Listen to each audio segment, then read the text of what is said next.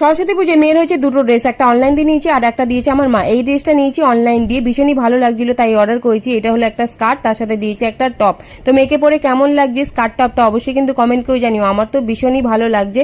Next হচ্ছে শাড়ি দিয়েছে মা আমাকে আর মেয়েকে, সেম দেখো সাদা আর লালের মধ্যে। তো এইটা হলো আমার শাড়ি জবা ফুলের মধ্যে, আর এইটা হলো মেয়ের শাড়ি শিউলি ফুলের মধ্যে। তো লাল সাদাই হচ্ছে ম্যাচিং করেই আর কি নিয়েছি, আর তার সাথে দিয়েছে মেয়েকে একটা ব্লাউজ আর একটা সায়া।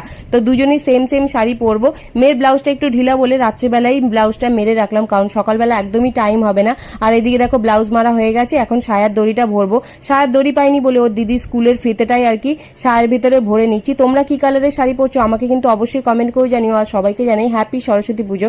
সকালবেলা ঘুম থেকে উঠে দেখলাম হলুদ বাটা আছে, হলুদ লাগিয়ে নিলাম একটু সিনুর গায়ে। সিনুকে দেখো স্নান করে নতুন ধুতি পাঞ্জাবি পরিয়ে দিয়েছি, মেয়েকেও এদিকে ঘুম থেকে তুলে গায়ে হলুদ লাগিয়ে দিচ্ছি। আমার কিন্তু গায়ে হলুদ লাগিয়ে স্নান করা হয়ে গেছে। তোমরা কিন্তু নেক্সট পার্ট কেউ দেখতে ভুলো না, খুব তাড়াতাড়ি